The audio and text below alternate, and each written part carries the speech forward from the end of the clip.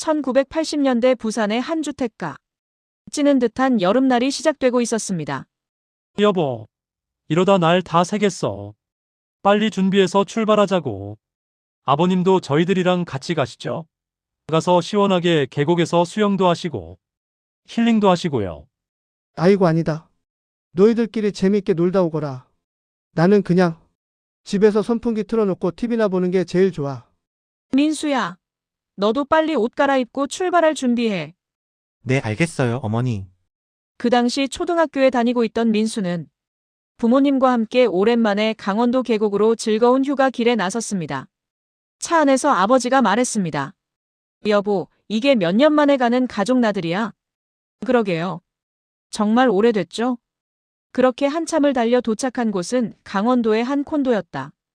피서지에 도착한 김씨 가족은 숙소에 짐을 풀고 가까운 계곡으로 걸어갔습니다. 많은 피서객들이 나무 그늘 밑에서 낮잠을 자거나 휴식을 취하며 맛있는 요리를 해먹고 있었죠. 민수는 물을 보자마자 계곡물로 풍덩 뛰어들었습니다. 민수야, 너무 깊은 곳으로 가지 마. 위험해. 네, 알겠어요, 어머니. 한참을 신나게 놀고 물에서 나온 민수는 어머니께서 만들어주신 닭갈비를 맛있게 먹었습니다. 자, 여보 하나 드세요. 아버지는 시원한 맥주를 들이키며 한 여름날의 갈증을 해소했습니다. 첫날, 아들과 함께한 소중한 추억들을 카메라에 담고 숙소로 돌아왔습니다. 다음 날 코스는 동해안 경포대 해수욕장이었습니다.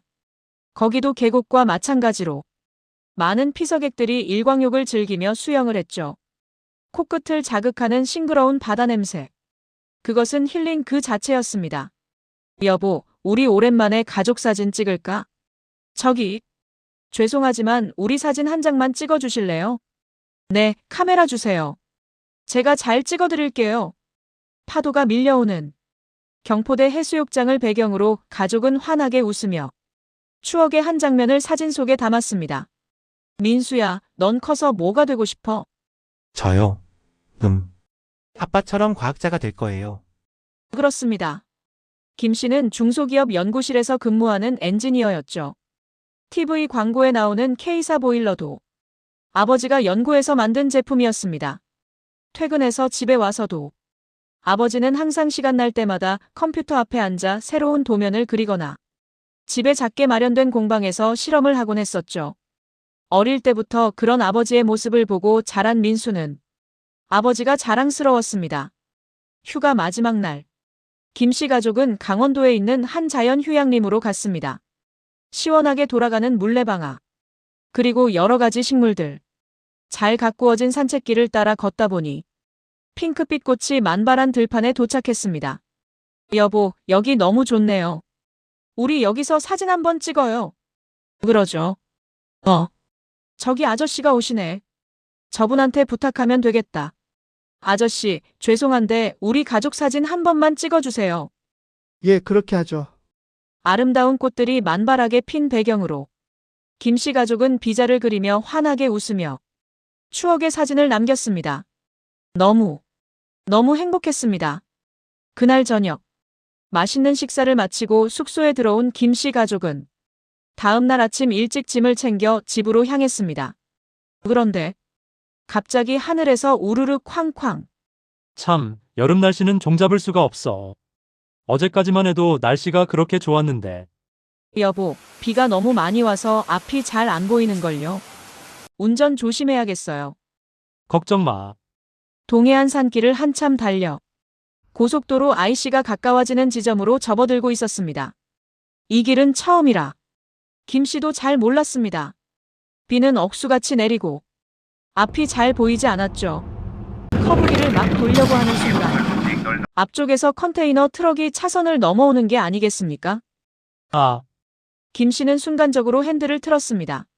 하지만 커브길이었는데다가 비가 억수같이 오고 있는 상황이라 차가 휘청거리며 길 밖으로 떨어졌습니다.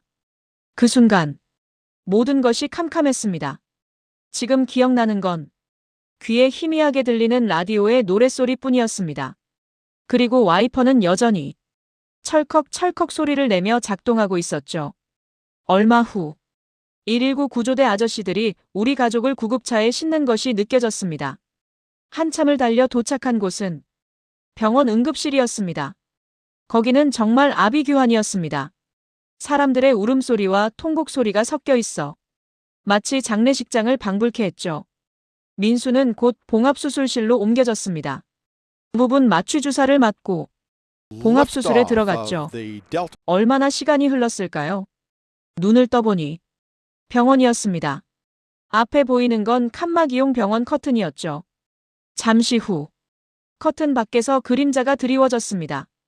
커튼 여는 소리와 함께 흰색 가운을 입은 의사 선생님의 모습이 보였습니다. 선생님, 우리 엄마 아빠는 어떻게 되셨어요? 살아계시는 거 맞죠? 하지만 의사 선생님께서는 침묵으로 일관하셨습니다. 미안하구나. 병원 이송 과정에 과다 출혈로 두 분 다 돌아가셨어. 운 좋게 너만 이렇게 살아 돌아온 거야. 그 말을 들은 민수는 믿을 수가 없었습니다. 어제까지만 해도 우리 가족은 정말 행복한 일상을 보내고 있었는데 이게 무슨 날벼락이란 말입니까? 어린 민수로서는 눈앞이 캄캄했습니다. 얼마 후 할아버지께서 이 소식을 들으시고 불이 나게 병원으로 달려오셨습니다. 민수야, 도대체 이게 어떻게 된 일이니? 차를 타고 집으로 돌아오는 길에 마주오는 차를 피하려다가 우리 차가 언덕으로 그만 굴러떨어졌어요. 그렇게 아픈 몸으로 부모님 장례식을 힘들게 치르고 다시 병원으로 갔습니다. 약 일주일 후 민수는 퇴원해서 집으로 갔습니다. 어머니께서 맛있는 식사를 만들어주시던 행복했던 그날들. 지금 부모님이 안 계신 현실을 믿을 수가 없었습니다. 부모님의 빈자리를 할아버지께서 채워주셨습니다.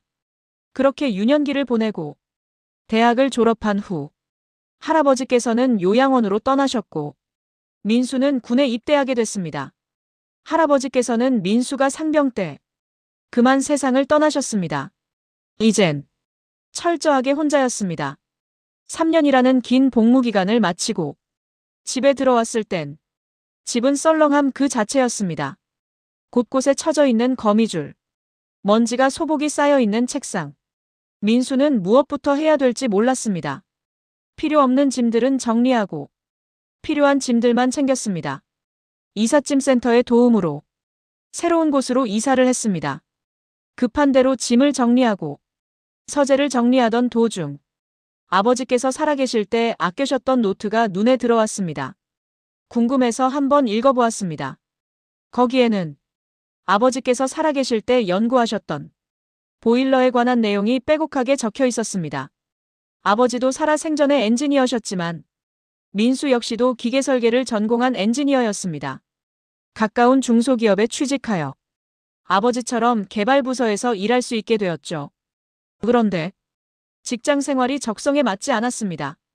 2년 동안의 직장 생활을 청산하고 민수만의 사업을 하기로 결심했습니다. 그것은 바로 전파사였습니다. 손으로 무엇인가 만들고 수리하는 것이 민수에게는 적성이 맞는 것 같았습니다. 큰 돈은 되지 않았지만 먹고 사는 데는 아무런 지장이 없었죠. 어느 날 한 손님이 전자레인지를 들고 왔습니다. 그 당시만 해도 전자레인지는 흔하지가 않았죠. 도대체 어떤 원리로 작동하는 것일까?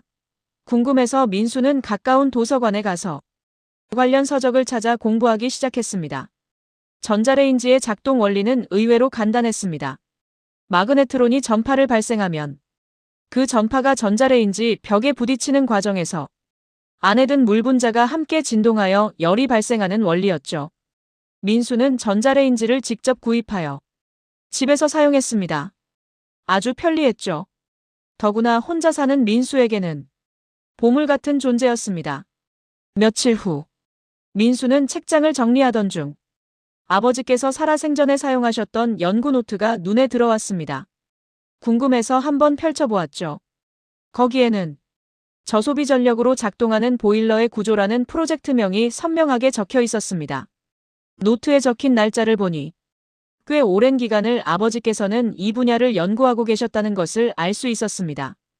아직 미완성 단계였지만 프로젝트명만 놓고 보더라도 꽤 의미 있는 연구인 것 같았습니다. 왜냐하면 우리가 보일러를 사용하면 제일 큰 문제점이 바로 보일러 유지비였기 때문이죠. 기름 보일러는 기름값이 만만찮게 들어갔고 전기 보일러 역시 전기세가 많이 나왔습니다. 그래서 아버지께서는 보일러 사용자가 적은 유지비용으로 따뜻한 난방을 할 수 있게끔 노력하셨던 것이었습니다. 아버지께서 살아생전에 연구하셨던 이 프로젝트. 내가 꼭 성공시키고 말겠어. 민수는 결심했습니다. 아버지가 못다 이룬 이 꿈을 자기가 꼭 해내고 말겠다고 다짐했죠.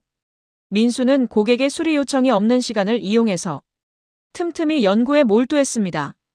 연구는 종종 새벽까지 이어지기 일쑤였죠. 새벽 1시. 문득 민수의 눈에 들어온 것이 얼마 전에 구입한 전자레인지였습니다. 맞다. 전자레인지는 반사체에 아주 과민 반응을 한다는 원리였지. 전자레인지는 애초부터 음식 데우는데 특화되도록 설계된 제품이었습니다. 그런데 유독 반사성을 띠는 물질에는 열을 아주 잘 발생시킨다는 사실.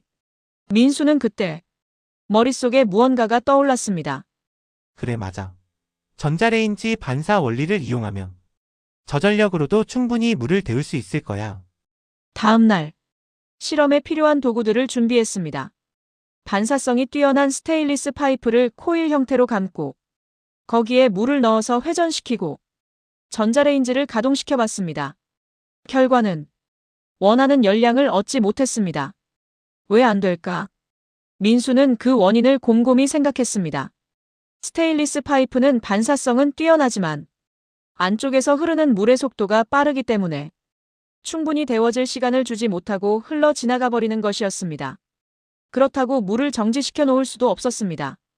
보일러 특성상 물은 항상 주기적으로 회전되어야 하기 때문이었죠. 그렇게 또 몇 달이 흘렀습니다. 이번에는 꼭 성공시키고야 말 거야. 흐르는 물을 전파로 데우려면 물의 흐름이 아주 느리게 흐르든지 아니면 파장의 영향을 받을 수 있는 시간이 더 길어야만 했습니다. 그래서 민수가 생각해낸 것이 온수 라인이 전자레인지 안에서 들어와서 나갈 때까지의 시간을 최대한 지연시키기 위해서 라인을 늘리는 일이었습니다. 특수 제작한 밴딩기로 촘촘하게 라인을 밴딩했습니다. 그 결과 한 면에 엄청난 길이의 면적을 얻을 수 있게 되었죠.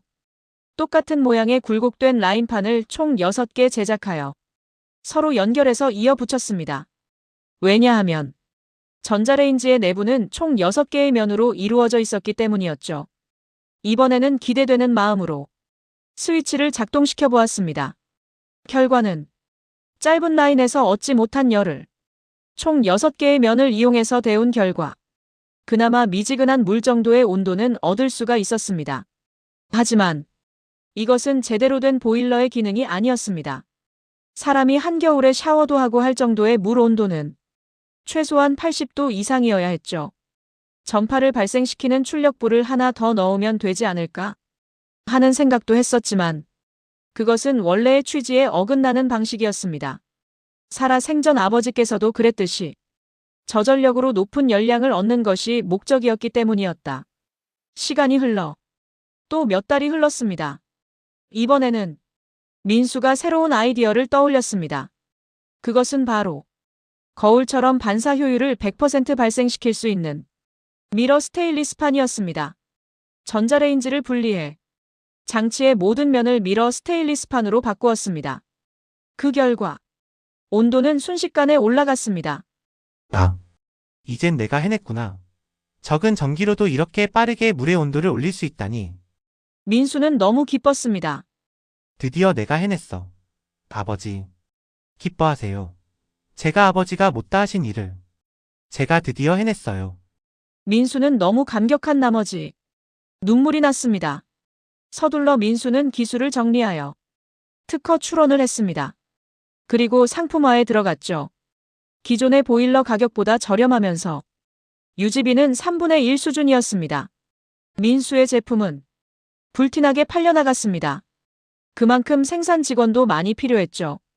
민수는 국내 생산뿐만 아니라 해외에도 수출했습니다. 날로 회사를 키워나갔습니다. 이듬해 여름, 아버지 제사날이 다가왔습니다. 민수는 결심했습니다. 그때 아버지께서 미처 이루지 못한 그것을 민수가 해냈던 것이었죠. 그래서 아버지께서 평소 아끼시던 연구 노트에 민수의 개발 프로젝트가 적혀져 있었습니다. 이것을 오늘 아버지께 선물할 생각이었죠.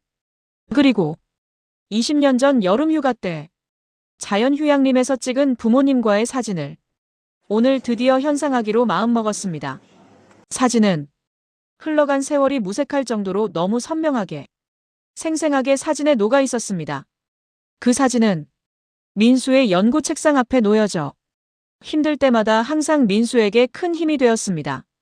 성공한 민수의 모습, 하늘에 계신 부모님께서도 아주 기뻐하실 거라고 민수는 생각합니다. 이 이야기가 재미있고 유익했다면 구독과 좋아요 부탁드립니다.